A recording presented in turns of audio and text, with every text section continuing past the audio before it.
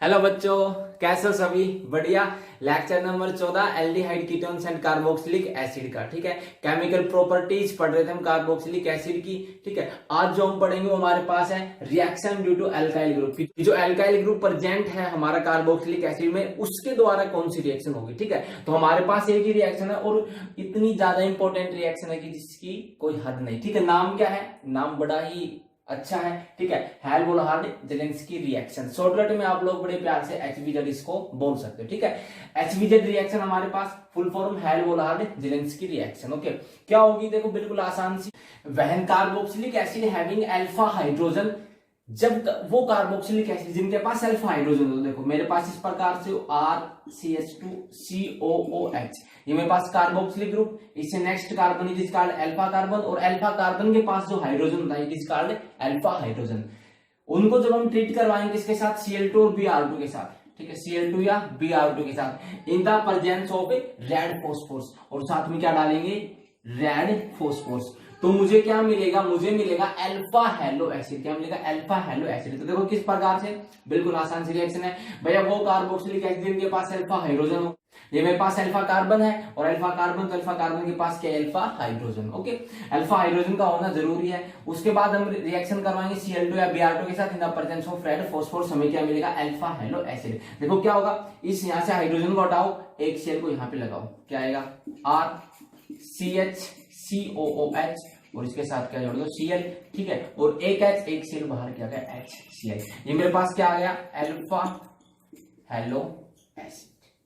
Okay, बस कितनी आसान सी है। ठीक है, आप लोग ये करो, यदि आपके पास इस प्रकार से हो एसिटिक एसिड CH3COOH, इसकी रिएक्शन हम करवा दें Cl2 के साथ in the presence of red phosphorus, क्या रिएक्शन होगी? बिल्कुल होगी।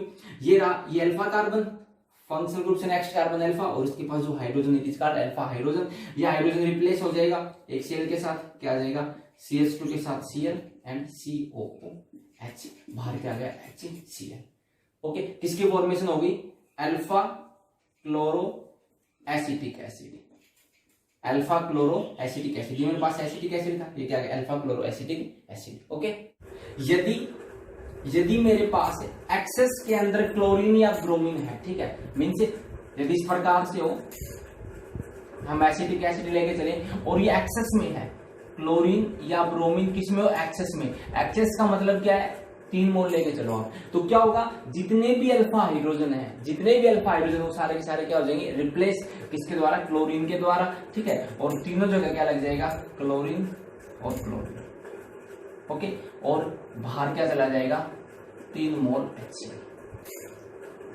समझ इस बात को भैया? CH3 है और एक्सेस में आपके पास क्लोरीन या ब्रोमीन है, तो 3 हाइड्रोजन रिप्लेस किसके साथ? 3 क्लोरीन के साथ, और 3 H और 3 Cl, 3 HCl बाहर, और तीनों जगह 3 हाइड्रोजन के क्या लग जाएंगे? तीनों के तीनों Cl। ओके, आसान से कर लेंगे आप लोग। ठीक है, आगे देखते हैं हम। देखो क्वेश्चन है बड़ा इंपॉर्टेंट कि हमने देखो एल्डिहाइड के बारे में पढ़ा। ठीक है, इस प्रकार से था एल्डिहाइड। कीटोन के बारे में पढ़ा हमने, इस प्रकार से था कीटोन। ठीक है, ऑक्सीजन इलेक्ट्रॉन्स को खींचेगा, कार्बन पे चार्ज पॉजिटिव, ऑक्सीजन इलेक्ट्रॉन्स को खींचा, कार्बन चार्ज पॉजिटिव। कौन सी रिएक्शन शो करते थे? Nucleophilic addition reaction. ठीक है, कोई न्यूक्लियोफाइल आएगा और आके यहाँ पे लग जाएगा, कोई न्यूक्लियोफाइल आया और कार्बन के ऊपर आके लग गया। ठीक है, क्यों? क्योंकि कार्बन के ऊपर चार्ज कैसा गया था? पॉजिटिव इलेक्ट्रॉन डेंसिटी कम हो गई थी। क्यों? क्योंकि ऑक्सीजन इलेक्ट्रॉन्स खींच लिए थे, तो ऑक्सीजन के ऊपर नेगेटिव, और न्यूक्लियोफाइल आके लग गया था कार्बन पे। तो कौन सी रिएक्शन शो करते थे एल्डिहाइड और कीटोन? न्यूक्लियोफिलिक एडिशन रिएक्शन, जो हम देख चुके पहले। ठीक है, अब क्वेश्चन ये आता है कि देखो इनके पास कार्बोनाइल ग्रुप था। ठीक है, C डबल बॉन्ड हो, कार्बोनाइल ग्रुप है, न्यूक्लियोफिलिक एडिशन रिएक्शन शो की, लेकिन जो कार्बोक्सिलिक एसिड है देखो उसके पास भी तो है, कौन सा ग्रुप? C डबल बॉन्ड हो, उसके पास भी क्या है? C डबल बॉन्ड हो, कार्बोनाइल ग्रुप है, लेकिन जो कार्बोक्सिलिक एसिड होता है वो न्यूक्लियोफिलिक एडिशन रिएक्शन शो नहीं करता। ठीक है, तो इसमें हमारे पास although carboxylic group contain carbonyl group but it does not undergoes nucleophilic addition reaction. ठीक है, कि कार्बोक्सिलिक एसिड के पास भी कार्बोनाइल ग्रुप है, लेकिन वो फिर भी न्यूक्लियोफिलिक एडिशन रिएक्शन शो नहीं करता। क्यों नहीं करता? ठीक है, तो देखो ये मेरे पास क्या है? Carboxylic acid. इस प्रकार से ऑक्सीजन के ऊपर क्या होते हैं? Lone pair.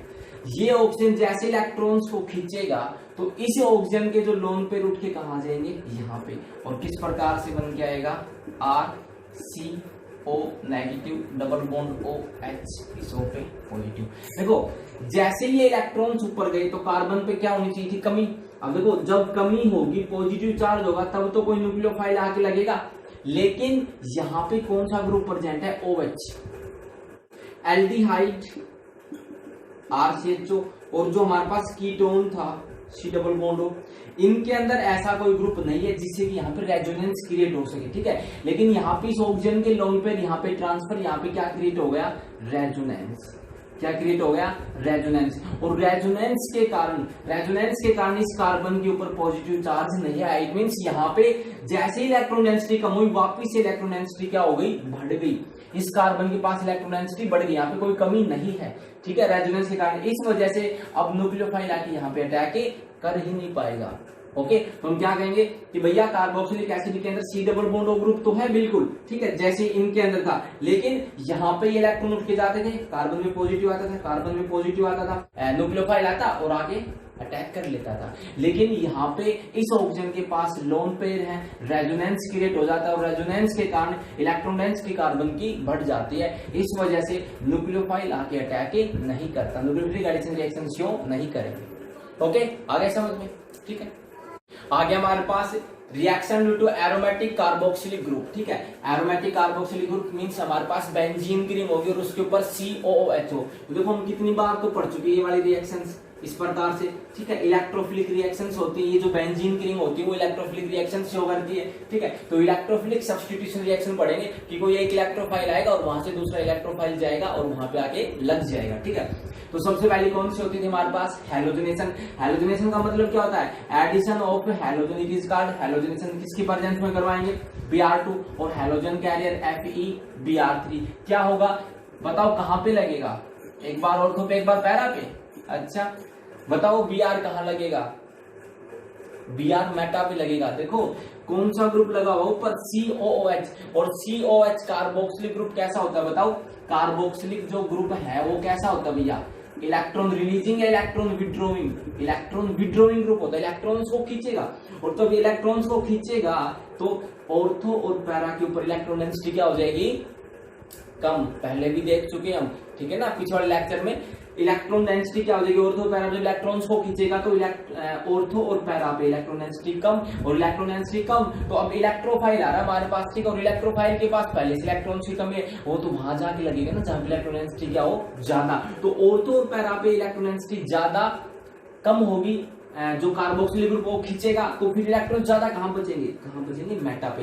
इसलिए आने वाला जो अटैकिंग ग्रुप है, जो इलेक्ट्रोफाइल है, कहां के अटैक करेगा, हमारा मेटा पोजीशन के ऊपर, ठीक है। तो कहां लग जाएगा, मेटा पे, यहाँ पे Br, ठीक है। It means Meta bromo benzoic acid, Meta bromo benzoic acid. Okay, समझ गए ना। Carboxylic group electron withdrawing group है। यदि कोई इलेक्ट्रॉन रिलीजिंग ग्रुप होता, ठीक है, जैसे कि हमने फिनोल के केस में पढ़ा था, OH का इलेक्ट्रॉन छोड़ेगा तो फिर ऑर्थो और पैरा इलेक्ट्रॉन डेंसिटी बढ़ती है, तो फिर एक प्रोडक्ट आता है ऑर्थो, एक आता है पैरा, और पैरा होता है हमारा मेजर। और जो इलेक्ट्रॉन विड्रॉइंग ग्रुप है तो फिर इलेक्ट्रोफाइल कहां लगेगा, मेटा पे। क्यों, क्योंकि मेटा पे इलेक्ट्रॉन डेंसिटी ज्यादा है, ऑर्थो और पैरा की ये खींच लेता है। ओके, हैलोजनेशन हो गई। दूसरी हमारी क्या होती है इसके अंदर, नाइट्रेशन करवा लेते हैं। नाइट्रेशन क्या होता है, addition of nitro group, it is called nitration. ये मेरे पास बेंजोइक एसिड हो गया, ठीक है। किसके साथ रिएक्शन कर रहा हूं नाइट्रेशन के लिए, HNO3 के साथ। किसके साथ, HNO3 के साथ। किसकी प्रेजेंस में, कंसंट्रेटेड H2SO4 की प्रेजेंस में, ठीक है। क्या होगा, कहां पे लगा दूं, मेटा पे जाके लगेंगे, ठीक है ना। इलेक्ट्रॉन विड्रॉइंग ग्रुप जो भी होते हैं वो मेटा डायरेक्टिंग होते हैं, ठीक है। और इलेक्ट्रॉन रिलीजिंग ग्रुप होते हैं वो ऑर्थो एंड पैरा डायरेक्टिंग होते हैं, ठीक है। पहले देख चुके ना, आप लोगों को याद होना चाहिए, जो भी इलेक्ट्रॉन विड्रॉइंग ग्रुप होते हैं वो मेटा डायरेक्टिंग होते हैं, कि आने वाले ग्रुप को कहां लगाए, नहीं मेटा पे। और जो भी इलेक्ट्रॉन रिलीजिंग ग्रुप होते हैं वो कहां लगाते हैं, ऑर्थो और पैरा पे होते हैं, ऑर्थो पैरा डायरेक्टिंग। तो यहां से H बाहर, ठीक है, एक H ये, एक H2O बाहर, और जाके क्या लग जाएगा, NO2। Okay, it means nitrobenzoic acid, 1 2 3 nitrobenzoic acid या मेटा नाइट्रोबेंजोइक एसिड। ओके, कर लेंगे। और बाहर क्या गया, H यहां से बाहर क्या गया H और Br HBr। ओके, अगली रिएक्शन हमारे पास नाइट्रेशन के बाद कौन सी आएगी, सल्फोनेशन। सल्फोनेशन के अंदर हम क्या करेंगे, किसके साथ रिएक्शन करवाएंगे बताओ, एस्ट्रोसोफोर के साथ, और जाके कौन सा ग्रुप लगेगा, sulphonation. Sulphonic group, addition of sulphonic group it is called sulphonation. तो हम बेंजोइक एसिड लेंगे, बेंजीन पे CO, बेंजोइक एसिड रिएक्शन करवाओगे इसके साथ एस्ट्रोसोफोर के साथ, कंसंट्रेटेड एस्ट्रोसोफोर। एक H यहां से बेटा भी जाके लगेगा, एक H एक O H2O, बाहर बचा क्या, SO3H। तो बेंजोइक एसिड बनाओ और बेटा पे क्या लगा दो, SO3H। ठीक है, कौन सा ग्रुप लगा दिया हमने, sulphonic group. Addition of sulphonic group it is called sulphonation. Okay, नाम क्या होगा, 1 2 3, 3 पे क्या है, sulpho, 3 sulpho benzoic acid, 3 sulpho benzoic acid. ठीक है, अब हम पढ़ते हैं कुछ एक टेस्ट पढ़ते हैं। ठीक है, उसके बाद फिर एक रिएक्शन और बचते हैं हमारे पास, जो हम पढ़ेंगे कि reaction due to cleavage of, देखो RCOOH, इस बॉन्ड की क्लीवेज की रिएक्शन हम पढ़ चुके हैं। ठीक है, पूरे ग्रुप को बाहर निकालने की रिएक्शन पढ़ चुके हैं, अल्काइल ग्रुप के साथ रिएक्शन हम पढ़ चुके हैं। ओके, अब जो अगले लेक्चर में हम पढ़ेंगे वो पढ़ेंगे due to cleavage of this bond, कि जब H पॉजिटिव बाहर जाए, H पॉजिटिव बाहर जाएगा तो किसकी तरह बिहेव करेगा, एसिड की तरह। ठीक है, और बड़ी इंपॉर्टेंट रिएक्शंस हैं, इसलिए ये वाली रिएक्शन हम अगले लेक्चर में देखेंगे, और अगले लेक्चर में बस ये रिएक्शन देखते हैं हमारा चैप्टर कंप्लीट।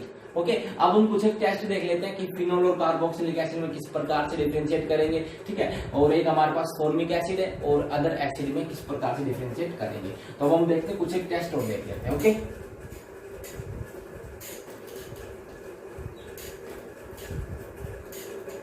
अच्छा, एक रिएक्शन और होती है ना हमारे पास, कौन सी, Friedel Crafts reactions. Friedel Crafts reactions, Friedel Crafts reaction में हम 2 प्रकार की पढ़ते थे, फिडल क्राफ्ट असाइलेशन और अल्काइलेशन। वहां पे रिएजेंट कौन सा होता था हमारा, एनहाइड्रस AlCl3। क्या होता है, ये किसकी तरह बिहेव करता है, एज ए लेविस एसिड, है ना।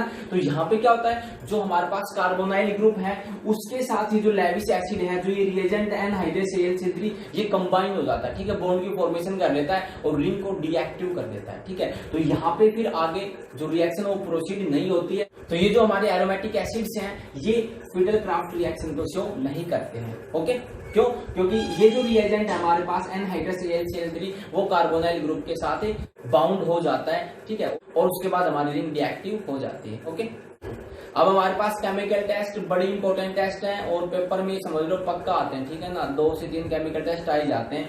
देखो किस प्रकार से, पहला टेस्ट है यहाँ पे to distinguish between phenol and carboxylic acid, की फिनोल और कार्बोक्सिलिक एसिड को डिफरेंशिएट किस प्रकार से करेंगे। तो टेस्ट का नाम है सोडियम बाइकार्बोनेट टेस्ट या सोडियम कार्बोनेट। ठीक है, सोडियम बाइकार्बोनेट तो NaHCO3 और सोडियम कार्बोनेट का मतलब Na2CO3। ठीक है, दोनों एक ही प्रकार से रिएक्शन शो करेंगे। यदि मैं कार्बोक्सिलिक एसिड लेता हूं, मींस मैंने एसिटिक एसिड लिया, तो जो कार्बोक्सिलिक एसिड है ना वो ये टेस्ट दे देगा। ठीक है, और क्या मिलेगा, मुझे मिलेगा ब्रिस्क एफ्लुएंसी ऑफ CO2। क्या मिलेगा, brisk effluence of CO2 means CO2 gas वहां से बाहर निकलेगी। किस प्रकार से रिएक्शन प्रोसीड होगी, CH3 COO Na। ठीक है, और यहां से CO3 से CO2 गैस यहां से बाहर जाएगी और साथ में मिलेगा H2O।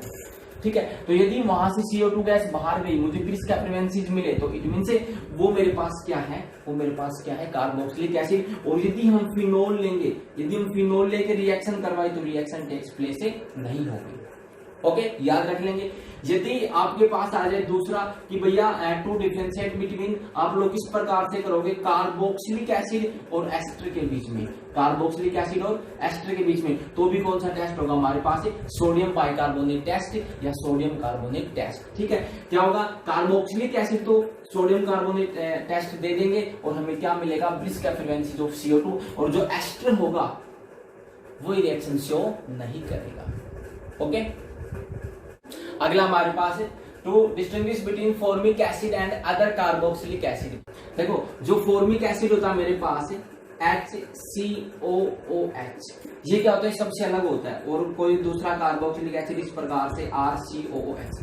देखो यदि हम इसको इतना देखें इस तरफ वाला, तो देखो CHO कौन सा ग्रुप है, ये एल्डिहाइड। ठीक है। और यदि इस तरफ से हम इसको देखें, ये तो ये कौन सा है, COOH, ये कौन सा ग्रुप है, कार्बोक्सिलिक ग्रुप। तो ये जो फॉर्मिक एसिड होता है ना, फॉर्मिक एसिड, ये दोनों की तरह बिहेव करता है, ये एल्डिहाइड की तरह भी बिहेव करता है और कार्बोक्सिलिक ग्रुप की तरह भी, ठीक है। क्योंकि इस तरफ देखो H है, CHO, तो जो मेरे पास फॉर्मिक एसिड है, ये यहाँ पे H प्रेजेंट होने के कारण ये जितनी भी एल्डिहाइड की रिएक्शंस होती है ना, वो भी शो करता है, ठीक है। और जो भी फॉर्मिक एसिड के बाद जो भी एसिड आएगा, जो भी कार्बोक्सिलिक एसिड आएगा, वो सारे क्या रहेंगे, इससे अलग। क्यों? क्योंकि यहाँ पे H नहीं रहेगा। यदि यहाँ पे H है तो वो फॉर्मिक एसिड है, और H के अलावा फिर कुछ भी आ गया, CH3 आ गया तो एसिटिक एसिड है, CH3 CH2 तो वो अलग आ गए। केवल फॉर्मिक एसिड में H होता है, इस वजह से ये एल्डिहाइड की रिएक्शंस भी शो करता है। तो डिफरेंशिएट किस प्रकार से कर देंगे कि जो हमारे पास फॉर्मिक एसिड है ना, उसके अंदर H है, और वो H क्या करेगा, H होने के कारण जितने भी एल्डिहाइड के टेस्ट होते हैं, जो फॉर्मिक एसिड है वो सारे के सारे शो करेगा। एल्डिहाइड कौन कौन से टेस्ट शो करता है, टोलेंस रिएजेंट टेस्ट शो करता है, फेलिंग सॉल्यूशन टेस्ट शो करता है, बेंडिक सॉल्यूशन के टेस्ट शो करता है, और ये हम पढ़ चुके। टोलेंस रिएजेंट क्या होता है, जो हमारे पास ammoniacal solution of silver nitrate होता है, ठीक है, उसके साथ हम जब रिएक्शन करवाते हैं एल्डिहाइड की, तो सिल्वर की फॉर्मेशन होती है, उसको हम सिल्वर मिरर टेस्ट भी बोलते हैं। तो जो फॉर्मिक एसिड है हमारा, वो सिल्वर मिरर टेस्ट भी देता है, ठीक है। यदि आप लोगों के पास आ जाए कि डिफरेंशिएट करो फॉर्मिक एसिड और एसिटिक एसिड के अंदर, तो जो फॉर्मिक एसिड है वेल्डिहाइड वाले टेस्ट देगा। तो यदि हमारे पास फॉर्मिक एसिड है HCOOH, इसकी रिएक्शन यदि हम टोलेंस रिएजेंट के साथ करवा दें, ठीक है, एरो पे बस टोलेंस रिएजेंट लिख देंगे तो काफी है, ठीक है, टोलेंस रिएजेंट, तो ये कन्वर्ट हो जाएगा किसके अंदर, HOCOOH के अंदर, ठीक है। कार्बोनिक एसिड, नाम क्या है इसका, कार्बोनिक एसिड, कार्बोनिक एसिड में कन्वर्ट हो जाएगा, और ये कार्बोनिक एसिड जल्दी से डिकम्पोज हो जाएगा किसके अंदर, CO2 और H2O में, ठीक है। जबकि जो एसिटिक एसिड है, कार्बोक्सिलिक एसिड, तो टोलेंस रिएजेंट के साथ रिएक्शन शो करेंगे नहीं, ठीक है। एल्डिहाइड टोलेंस रिएजेंट के साथ रिएक्शन शो करते हैं, ठीक है। तो ये फॉर्मिक एसिड एल्डिहाइड की तरह बिहेव करेगा, क्यों, क्योंकि यहाँ पे क्या प्रेजेंट है, H, इस वजह से फॉर्मिक एसिड टोलेंस रिएजेंट को क्या कर देगा, रिड्यूस कर देगा, और फिर खुद किसकी तरह बिहेव करेगा, रिड्यूसिंग एजेंट की तरह, टोलेंस रिएजेंट का क्या कर देगा, रिडक्शन कर देगा, ठीक है। और टोलेंस रिएजेंट इसका क्या कर देगा, ऑक्सीडेशन। तो टोलेंस रिएजेंट ने इसका क्या किया, ऑक्सीडेशन किया, और खुद का क्या किया, रिडक्शन, ठीक है। तो ये हमारे पास फॉर्मिक एसिड रिड्यूसिंग एजेंट की तरह बिहेव करेगा, ओके। और वापस से कार्बोनिक एसिड में कन्वर्ट, और कार्बोनिक एसिड CO2 प्लस में H2O। इस प्रकार से हम फॉर्मिक एसिड और अदर एसिड के अंदर डिफरेंशिएट कर सकते हैं, ओके। तो सारे बच्चे इतना पढ़ लेंगे, ठीक है, बढ़िया तरीके से पढ़ लेंगे और पढ़ते रहेंगे, हंसते रहेंगे, मुस्कुराते रहेंगे। Take care, bye.